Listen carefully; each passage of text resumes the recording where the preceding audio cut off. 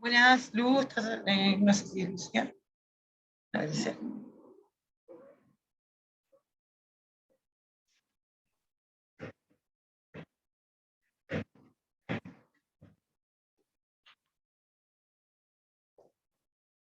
Bueno, ahora sí está grabada.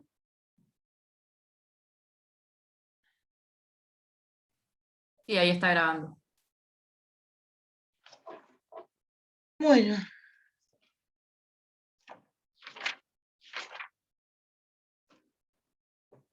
¿Todo bien? Bueno, Fana, esperen que voy a resolver a mi perra que tiene un problema. A ver. No lo metas más ahí, dale. No lo metas más ahí. Bueno, ahora sí, grabada. Escúcholes. Bueno, repito ahí claro, rapidito lo que hablamos en lo que no estaba grabado, así queda grabado y lo pueden ver quienes no estaban. El parcial va a ser, lo voy a marcar como actividad, y lo que van a hacer es conectarse a las 8 de la mañana. Yo les voy a pasar 4 preguntitas que son generales sobre los contenidos de la materia para que puedan reflexionar sobre algunas cuestiones. Ustedes los hacen en un Word y lo entregan por medio de la actividad, digamos, que yo les voy a habilitar para que yo los pueda corregir después y quede todo por medio de la plataforma. Cortito. Ven que puedo hablar poco si me lo propongo. Bueno, algunas preguntas sobre contenidos, sobre dudas puntuales del material. Todas tienen el material. Lo tienen trabajado además, porque hemos ido haciendo actividades, entonces eso, digamos, Mi problema con esto me ha pasado en otras materias también, ponerlo en cultura, que sí. vamos trabajando como el paso de los años. Me cuesta el entender qué es lo que tengo que estudiar. O sea, lo entiendo al tema, todo lo que estuvimos hablando, pero como que me cuesta. Hay algo como que necesito ahí, no sé, una guía o algo como para enganchar todo y poder entenderlo bien, Bueno, pero es si como que no querés sé, me hacemos un cuesta. repaso, así como hablado, de cómo unimos todas las clases de la 1 hasta la 10. General, así ustedes van encontrando en el sentido a la materia. La materia esta es una materia que, digamos, está ubicada dentro de su formación general, ¿sí? Lo que se propone esta materia, en definitiva, es darles herramientas teóricas a ustedes desde la sociología, específicamente de la sociología de la educación, para que puedan problematizar su rol como docente, para que puedan problematizar, digamos, el espacio educativo institucional, las instituciones educativas, las escuelas particularmente, para que puedan desarrollar un espíritu crítico, un análisis crítico, para que puedan tener, digamos, eso, una mirada crítica acerca de su profesión como docentes, pero también acerca del rol que cumplen las instituciones educativas en el seno de las sociedades modernas, si le queremos poner una manera. Cuando yo digo sociedades modernas, que lo repito varias veces, sobre todo en las primeras clases, ¿no? Me refiero a las sociedades post las revoluciones liberales, las revoluciones burguesas, que creo que fue, a ver, no me acuerdo el número de clases, pero en donde vimos estas 3 las revoluciones, la norteamericana, Las la 5 me francesa parece. y la inglesa, y que, ¿por qué, digamos, nos interesa eso particularmente? Porque es el tipo de, digamos, esas 3 revoluciones lo que marcaron es el tipo de sociedades que tenemos hoy, con este tipo de forma de gobierno, que es la democracia, y con este tipo de instituciones, digamos, las instituciones educativas como las conocemos en la actualidad, que tienen este espíritu democrático, de apertura, ¿sí? En donde se tienen que integrar las personas. Por eso, a ver, voy a abrir mi cuaderno. Empezamos viendo, ¿no? Bueno, qué era la sociología en la primera clase. Estuvimos viendo a qué se dedica, cuáles son los puntos más importantes. Ahí me parecía importante tomar el texto de Morín como puntapié inicial, en donde nos dice, bueno, cuáles son los desafíos para los docentes hoy.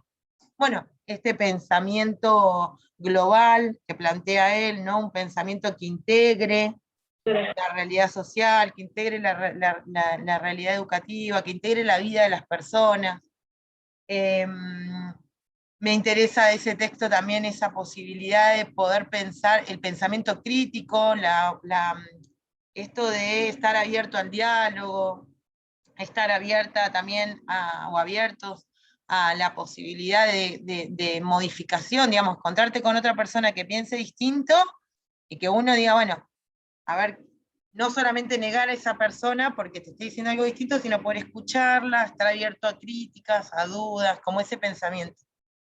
Después de ese texto vimos el texto de Boaventura de Sousa Santos, que para mí es clave también, porque él nos incorpora algunos puntos que para mí son importantes, como esta idea de, bueno, colonialismo, colonialidad y colonización, que para mí, ¿por qué es importante que todos los estudiantes y todas las estudiantes de formación docente inicial al menos tengamos en cuenta estos conceptos? Porque como personas, como diría Foucault, como sujetos sujetados de una sociedad, estamos en el seno de relaciones que no vemos, ¿sí? Entonces, el colonialismo, lo que nos plantea a nosotras, las personas, es justamente sabernos en el medio, como en una matriz, como en el medio de lógicas coloniales. ¿Con qué tienen que ver? Con una jerarquía de... Justo en este momento se puso enfrente de mi casa a trabajar la máquina para arreglarme la calle. Por eso, si escuchan ruido de fondo, paciencia. Estas lógicas coloniales lo que nos plantean es esto, bueno, la colonización planteó que hay una jerarquía de gente más importante y menos importante, ¿no? Hay esta gente más importante, ¿quiénes son? Bueno, los blancos, los varones, los letrados, las personas que viven en las ciudades, y no todas las ciudades centrales, Buenos Aires, ¿no? Rosario, Córdoba, para el caso de Argentina, y en el caso de Chubut, bueno, la gente que vive en Rawson, en Trelew o en Madrid tienen muchas más posibilidades de acceso que las que viven en Gaiman, ni hablar en Hualjaina, ni hablar en el interior de la provincia de Las Plumas. Esas lógicas coloniales de superioridad e inferioridad es la que nos plantea el colonialismo. Y la colonialidad, como parte del colonialismo, nos viene a decir que hay saberes que son más importantes que otros. ¿Qué tipo de saberes? Sobre todo los saberes europeos, ¿sí? Los saberes científicos o las maneras científicas, según lo que entendían los europeos del siglo XIX, de hacer ciencia. Y ahí Boaventura, aparece el texto de Boaventura y dice, nosotros tenemos que en este momento en donde hay una crisis total, hay crisis de instituciones, crisis de la democracia, yo le puedo sumar que hay una crisis del patriarcado, también hay una crisis de las instituciones educativas, ni hablar ahora en pandemia, digamos, la escuela como la conocíamos está en crisis, no funciona. Hay que pensar, dice Boaventura, nuevas maneras de hacer las cosas. Y ahí es donde él plantea la ecología de los saberes como propuesta, porque, digamos, Boaventura, lo que a mí me interesa de Boaventura, y por eso lo propongo frente a otros autores que también podrían venir, como, no sé, Enrique Dussel y un montón más, es que Boaventura nos plantea qué hacer. Dice, bueno, hay monoculturas, Occidente, el colonialismo hizo que sea para todo el mundo lo mismo, ¿no? Y plantea las monoculturas, la del tiempo lineal, la del conocimiento científico, bueno, estas que ustedes fueron trabajando en las actividades de Boaventura específicamente. Me da risa porque nunca viene la máquina a trabajar enfrente de mi casa y en este momento está ahí a full. Encima, solo por enfrente de mi casa, a ver si me pasa. Bueno, y Boaventura, frente a esto que él hace como un diagnóstico de esto que está pasando con el saber, y por eso plantea esas 5 monoculturas, propone 5 ecologías de saber, 5 maneras de cambiar esos problemas que el conocimiento de Occidente y el colonialismo nos planteó. Y ahí aparece esto otro que está buenísimo y que sí, bueno, ustedes no, yo ahora que estaba viendo los trabajos que no estaba corrigiendo, o sea, que no había corregido, que me faltan corregir, muchas de ustedes lo plantearon con mucha claridad, este punto de unión entre Boaventura, Morín, incluso también con, sí, aguante Boaventura, sí, yo lo amo. Chicas y chicos, está vivo este hombre, es un viejo, yo soy re cholula, me saco fotos cada vez que lo veo, lo amo con el alma, pero porque el tipo plantea, realmente, porque digamos, todas estas nuevas corrientes de pensamiento, esta nueva manera de pensar el conocimiento, hay mucha gente hoy en día escribiendo de esto, pero hay mucho zaraceo, ¿vieron? Mucho sanata, mucho, ay, la sociedad debería cambiar. Bueno, hermano, pero mostrame cómo cambiarla. O sea, yo entiendo que como docentes hoy tenemos el desafío de modificar, de crear algo nuevo, pero es muy difícil crear algo nuevo porque justamente estamos metidos en esta matriz que el colonialismo y la colonialidad, digamos, nos plantean. Y realmente es muy difícil salirnos de eso. Y les cuento un cosa cortito. En el 2011 y 12, yo hice trabajos de investigación en torno a la ley de matrimonio igualitario y a la ley de identidad de género. Cuando empiezo a estudiar sobre la identidad travesti, sobre la identidad trans, a mí miren que yo soy una mina reabierta, lenguaje inclusivo, amigos tortas, amigos gay, mormones, evangélicos, digamos, no tengo drama con las creencias de otras personas ni con sus identidades. Sin embargo, cuando yo empiezo a leer teoría de identidad travesti, de identidad disidente, no saben, es como que veía a una persona trans y enseguida le miraba como, o sea, como que todos mis prejuicios que no tenía, me parecía, se hicieron muy visibles. O sea, y yo me daba cuenta que era recontra prejuiciosa con los comentarios machirulos que hacía todo el tiempo. Eso me hizo, claro, porque uno en realidad empieza a problematizar las cosas cuando las descubre. Si no, uno repite, como dice Bourdieu, uno repite, o el mismo Foucault, uno repite sin problematizar eso, porque el colonialismo y la colonialidad lo que hicieron es instalarnos determinadas cosas en el marco, o sea, como si fuera el sentido común. Entonces, bueno, si ay, las mujeres tienen que tener hijos y quedarse en la casa, vamos, eso es lo normal. O, ay, los varones no tienen que llorar y los varones tienen que ser fuertes y todos salir a trabajar, eso es lo normal. O, ay, ¿cómo te ayuda el papá de tu hijo? No, amiga, o sea, eso está instalado en el sentido común y se presenta como si fuera algo natural. Bueno, cuando empezamos a leer estas cosas, eso natural, a mí, por ejemplo, se me vino todo encima. Es más, nunca me había pasado hasta leer que encontraba una persona, por ejemplo, una mujer trans, y se me escapaba todo el tiempo el masculino. Y era como realmente la pasé muy mal porque yo estaba haciendo investigación para las personas trans y me convertí en una cosa horrible. Y de ahí me propuse, o sea, como hacerme cargo de mis prejuicios, trabajarlos, y fueron un montón de años que, por ejemplo, ahora yo hablo en lenguaje inclusivo, pero naturalmente, no lo tengo que ni pensar.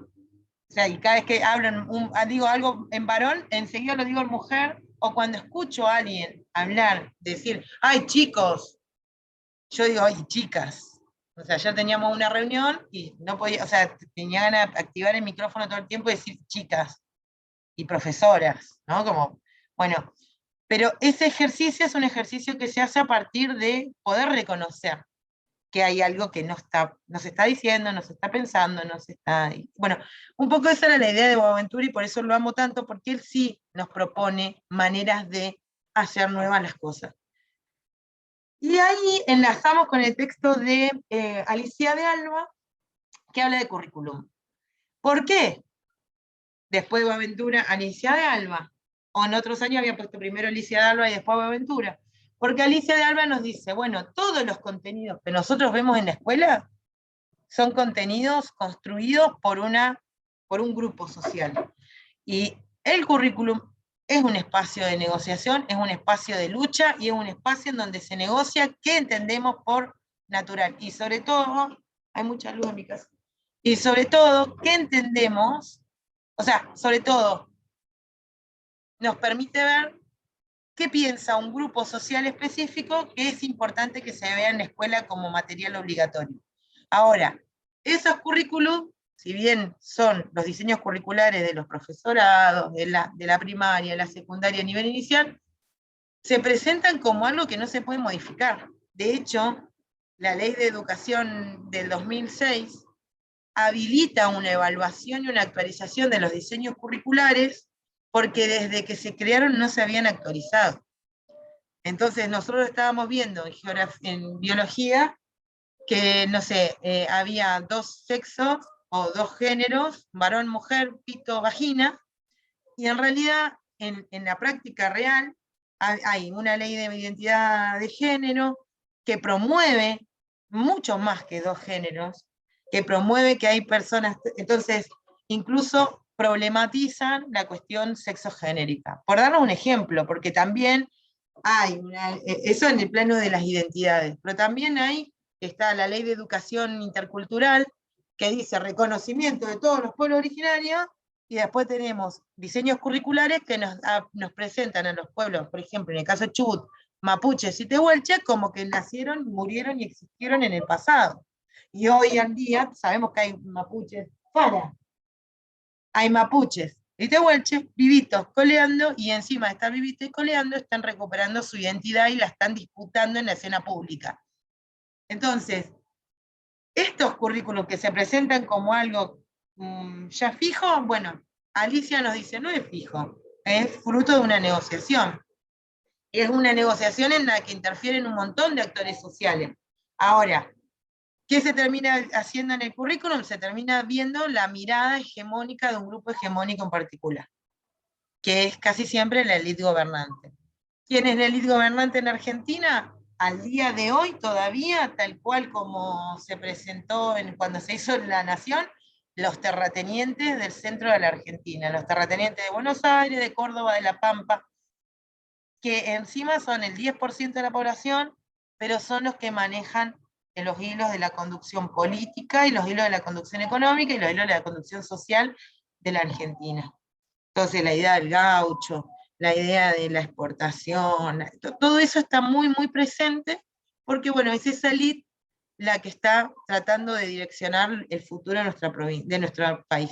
Ahora, esa élite ya no es como antes, que estaba vivita y coleando sola, y ante cualquier diferencia, se desaparecía los que pensaban distinto. Ahora hay una realidad social bastante compleja, en donde un montón de grupos disidentes están apareciendo y están reclamando su identidad, están reclamando lo que les parece correcto, están reclamando que se los incorpore en las leyes, se los incorpore en los currículums, que se los incorpore, y sobre todo que se revaloricen sus identidades, sus cosmovisiones, ¿no? Y ahí, después de problematizar qué es un currículum y cómo se crea un currículum y quiénes intervienen en la creación del currículum, pasamos a ver a la educación como un problema del Estado. Ahora, para ver la educación como problema del Estado, tuvimos primero que ver la relación entre Estado y educación. Y ahí nos fuimos a la Edad Media. ¿Se acuerdan de esa clase? De la línea de tiempo. Ahí nos fuimos a la Edad Media. ¿Para qué? Primero, para mostrarles que hoy nosotros pensamos que sin democracia no podemos vivir. Que la democracia es, yo no puedo creer, realmente está pasando sin parar la máquina por acá enfrente. Bueno, joya, me están arreglando mi casa nada más. ¿Para qué les presenté hasta la Edad Media? ¿Por qué me fui hasta la Edad Media? Y fui generosa, porque me podía haber ido realmente hasta egipcio, griego, o sea, podía haber ido a la antigüedad, del Próximo Oriente Antiguo, con Egipto, Mesopotamia, y ver cómo educaban, luego en Grecia y Roma, y ver cómo educaban, y sin embargo el recorte lo hice desde las monarquías, digamos, la Edad Media y las monarquías. ¿Para qué? Para mostrarles que en realidad todos los sistemas de gobierno, ya sea democracia, ya sean monarquías, ya sean monarquías absolutas, monarquías teocráticas, siempre entienden, le dan un lugar a la educación. ¿Sí? Y que ese lugar de la educación siempre fue histórico y siempre fue contextual. ¿Qué quiere decir? Que cada momento histórico, con su forma de gobierno particular, crea un lugar y una importancia para la educación y lo ejecuta. En la Edad Media se educaban solamente los hijos de los nobles y obviamente los varones, y no todos los varones, como les decían, ¿se acuerdan? Los varones que estaban destinados o a ser sacerdotes o a ser monarcas. Es decir, si vos eras el cuarto hijo varón, y no, hermanito, ya perdiste la oportunidad de estudiar en esta familia, porque estudiar el primero el primero no. Sí, no, el primero sí, porque iba a ser noble, el segundo no, porque iba a ir a la guerra. No, el segundo no, el segundo no. El segundo sí, porque iba a ser monje, pero ya el tercero, el cuarto y el quinto ya no estudiaba, varón. Las mujeres que en la Edad Media accedían a educación era porque sus papás las educaban. Ejemplo, Juana de Arco. ¿Sí? Que su papá, por cuenta propia, la educó como un varón. Después viene en la Edad Media, en el año 1000, donde todavía las monarquías eran chiquititas, pero después en Europa se profundizan las monarquías y se mete la teocracia, ¿no? La idea de Dios y la iglesia, pero sobre todo la idea de Dios como quien da el poder al monarca. Y ahí se crean o se van configurando las monarquías absolutas.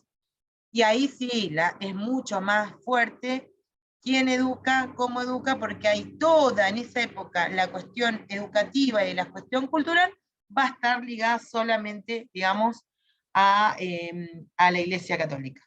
La Iglesia Católica, los centros católicos educativos, o sea, los centros católicos religiosos van a ser los centros educativos. Luego vienen estas tres, luego, son 300 años después, ¿no? Las monarquías, eso lo tienen bien desarrolladito en la clase, digamos. Yo ahora trato de ser rápida para cerrar este repaso general.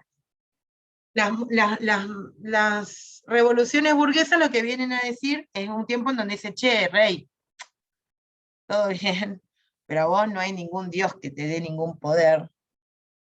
Acá el poder lo tiene el pueblo, y se llaman liberales porque justamente lo que, digamos, enlaza en esta época, hacia el 1800, entre 1500 y 1800, empiezan a aparecer muchas cosas que rompen la sociedad como se la entendía en la Edad Media. Por ejemplo, Lutero. Lutero viene a romper con la iglesia, decir, che, no necesitábamos un sacerdote que nos interceda con Dios, podemos hablar con Dios. No necesitamos una interpretación de la Biblia, podemos leer la Biblia. A nivel social, Gutenberg patenta la imprenta, lo que hace que la lectura se democratice bastante. Entonces, hay mucho acceso a la lectura, o no sé si mucho, pero mucho más de las épocas anteriores, porque los libros ya empiezan a circular en la sociedad y no solamente en los centros religiosos. Y en la parte económica empiezan a hacer el capitalismo. ¿Sí? Empieza a aparecer el capitalismo y sobre todo estos burgueses empiezan a decir, che, no me gusta que el rey se meta en mis negocios y en mi comercio, y empiezan a cuestionar la manera de que estos liberales puedan romper económicamente con los monarcas fue plantear un cambio político. Fue sacarles el poder a los monarcas y pasarse lo mismo al pueblo. Y ahí aparece Rousseau, Montesquieu y toda esta idea, y después eso se hace, digamos, en Francia muy sangriento, matan al rey, matan a los que piensan distinto, matan a unos, matan a otros, cabeza en todos lados de las plazas. En Inglaterra no, en Inglaterra fue mucho más dialogado, pero por ejemplo en Inglaterra no se rompió con la monarquía. De hecho, está la reina Isabel viva hace como 300 años, y está el príncipe Charlie, la novia del príncipe Charlie, el heredero del rey, bla, bla, bla. ¿Por qué? Porque no rompieron la monarquía, lo que hicieron fue una monarquía parlamentaria, es decir, que el parlamento, elegido por las personas, dirige la parte política, pero la monarquía sigue viva. En Francia no, rompieron. Y en Estados Unidos, como no era, o sea, como era un territorio colonial, no era una potencia, fue más fácil porque, digamos, tuvieron que matar a los pueblos originarios nomás, y ya pensar un tipo de gobierno distinto, pero no tuvieron que romper con la monarquía porque no había monarquía. ¿Sí? Y ahí la educación tiene otro sentido. Ahí la educación es o sea, se crea el sistema de gobierno de la democracia, se crea la idea del ciudadano, antes no existía, se crea la idea del individuo, antes eran una comunidad, y ahí la educación nace como, lo que digo siempre, como una herramienta privilegiada del poder del Estado. Una herramienta privilegiada de este Estado nuevo para poder, para poder crear un determinado tipo de ciudadano, un determinado tipo de individuo. Y acá lo mismo, hay una élite que decide qué tipo de saberes, qué tipo de contenidos tienen que ver las personas en su escolaridad. Después de ver eso como teoría, nos mandamos derecho viejo a pensar en la educación física como parte, como una disciplina escolar en el seno de las escuelas que son parte de la formación del Estado Nacional. E hicimos ese recorrido fabuloso desde Alicia Einstein. Ella también está viva hoy, al día de hoy, y además tiene un montón de conferencias y tiene unos libros que están recontra buenos, chicas y chicos. No sé si hay algún varón. Sí, está Fran. No, no estamos, no está Santiago. Bueno, chicas y chicos, los libros de Alicia están buenísimos y las conferencias de Alicia están buenísimas. Yo se las recomiendo porque ella problematiza todo el tiempo el lugar que la educación física tiene en la escuela. Y ahí habla de esto, del disciplinamiento de los cuerpos, de cómo, de esta educación corporal distinta para varones y para mujeres. Entonces al varón lo educan militarmente, es un cuerpo militarizado, y a las mujeres nos educaron desde la educación física, incluso como al cuidado, como a la tranquilidad, ¿no? Y sobre todo, esto de la distinción de las clases de educación física para varones y para mujeres. Luego de ver eso, nos metimos de lleno a teorías sociológicas que expliquen el rol de la escuela, porque hasta ahí, hasta acá, digamos, hasta Alicia Einstein, lo que hicimos fue ver la relación entre escuela y Estado. ¿Se entiende el recorrido? Ahora, una vez que terminamos de ver ese recorrido y ver que sí, que la escuela y el Estado tienen un vínculo totalmente unificado, y que está totalmente, digamos, ligado lo que se enseña en la escuela con el Estado, y que para ejemplificar esa relación vimos la educación física, nos mandamos a ver estos teóricos. ¿Quiénes eran los teóricos? Por un lado Weber, con los tipos ideales, por el otro lado Foucault y por el otro lado Bourdieu. Weber es una incorporación de este año, yo no soy weberiana, pero sí me parecía importante pensar, digamos, estas categorías de tipo ideal y de dominación para poder pensar el rol que cumplen las escuelas en las sociedades modernas, en las sociedades actuales. Y después, Bourdieu y Foucault, que nos aportan, digamos, Bourdieu, lo que más me interesa, voy a ir para allá, lo que más me interesa, digamos, de Bourdieu es pensar la categoría de campo social, ¿sí? De pensar la escuela como este lugar en donde, digamos, se desarrolla la acción pedagógica, y esta acción pedagógica que implica una violencia simbólica. Entonces, ¿qué es una violencia simbólica y por qué es violencia simbólica? ¿Cómo afecta, digamos, cómo esa violencia simbólica sobre nuestros estudiantes, pero también sobre nosotras, las docentes, los docentes, las personas que trabajamos? Ahí me gustaría pensar, creo que está en el texto, y si no, bueno, queda grabado esto de, bueno, el currículum es un recorte cultural, y es un recorte cultural arbitrario que lo recorta justamente la clase dirigente, una élite.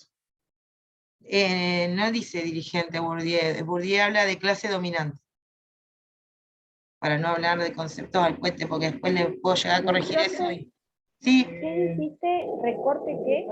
Cultural. Habla, o sea, él habla de que esto, de que la escuela funciona como, la escuela hace un recorte cultural para poder justamente, un recorte cultural que dice, asume como legítimo, pero que sirve únicamente a los fines de la clase dominante, dice Bourdieu, ¿eh? Bueno, Eso es algo que decía Alicia de Alba. sí, O sea, yo lo relaciono con ella también. sí, sí, es que Alicia es una colgada, ya la vieron. Yo creo que me voy a convertir en Alicia cuando sea más grande. dando clases, como, ay, ese es mi gatito.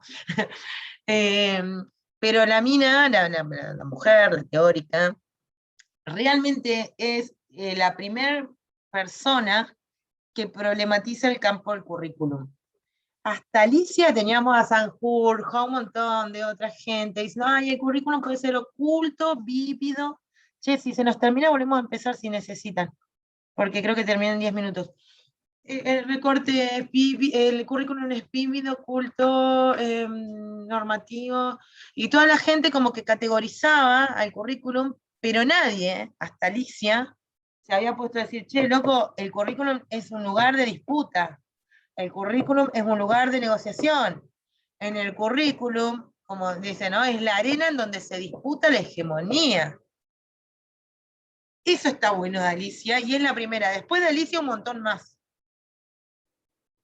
Así que le perdonamos su colgadera, muchos le perdonamos, porque en realidad es un aporte teórico zarpado el que ella hace al campo del estudio del currículum. Y lo dice después de Bourdieu, ¿eh? Bourdieu lo dice en la década del 80 y ella está en la década del 90 hablando de esto. En el 70 hace Bourdieu el estudio de la reproducción, ese libro con Passeron.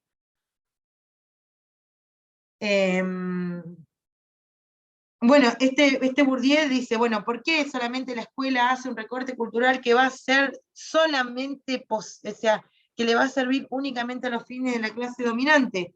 Porque justamente lo que le interesa a la escuela es asegurar la reproducción de las condiciones sociales de existencia, las condiciones materiales de existencia. Es decir, lo que le interesa a la escuela es que la clase dominante siga siendo clase dominante y que la clase menos privilegiada o dominada siga siendo dominada. Yo les agregué en la clase el gusto social por los deportes, una ponencia sobre las elecciones sociales del gusto, porque Bourdieu hace un estudio sociológico del deporte, que está re bueno, y dice, bueno, el gusto es algo que tiene que ver con el campo donde nacemos, el hábito donde nacemos. Entonces, el deporte que eligen las clases altas van a ser deportes individuales, o si son individuales, son deportes, digamos, los deportes de la elite son como, por ejemplo, ¿cómo se llama? Golf, el otro, Son los deportes de élite polo. ahora. Claro, es que son esos. Los deportes, y ahora los deportes de la clase, el polo también, los deportes de las clases dominadas van a ser grupales, bruscos, con hinchada, fútbol, para darse una idea sobre todo, ¿no? Y él lo problematiza en la década del 70, esto es maravilloso. O sea, estamos hablando de que hace 50 años el chabón lo estaba diciendo. Algo que ahora lo podemos decir nosotros como novedad. El tipo hace 50 años lo estaba diciendo, que el gusto no es algo libre, incluso el gusto por la comida. Él hace también un estudio sociológico de la comida y dice, lo que come la clase pobre no es que lo elige, le toca. Y bueno, uno establece el gusto dependiendo de las posibilidades que tenga, lo mismo que el arte. Bueno, hábitus, en Bourdieu, ¿no? Hábitus, violencia simbólica, acción pedagógica, hábitos de campos sociales.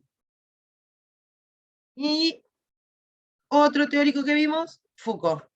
Lo amo también. Chicas, discúlpenme que confiese tanto amor, poliamor. En una época de mi vida tenía cuadros de Foucault en mi casa, una enferma, pero porque me gustaba como varón, y bueno, como teórico también. De hecho, tuve un hijo con un pelado, chicas. Así que imagínense que se profundizó esto. Esto fue grave, un problema importante. Obsesión ya era. ¿Eh? Obsesión ya era. No. Es mi gusto, como diría Bourdieu, ¿no? Tengo una predilección por los pelados, ¿qué va a ser? Pero traen suerte, además, dicen los pelados, chicas.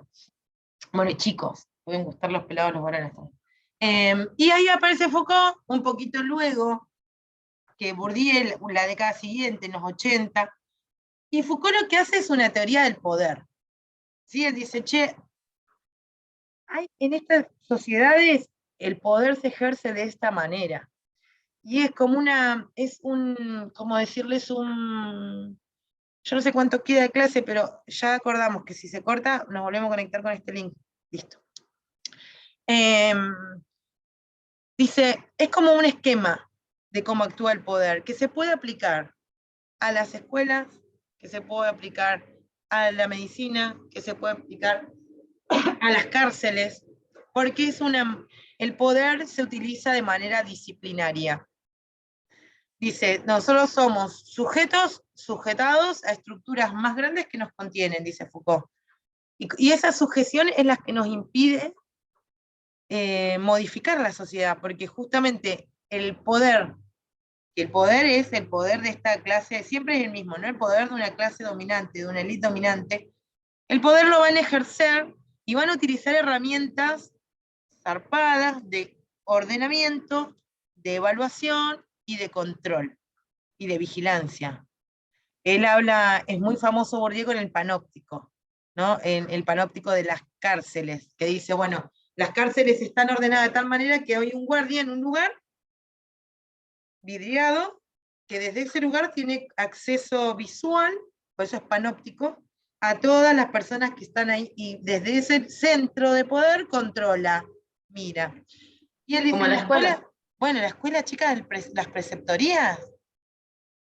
preceptorías son un cubo de vidrio que apuntan a las aulas, o sea, es que está vigente, sigue vigente, digamos, esto que plantea, y este esquema de control.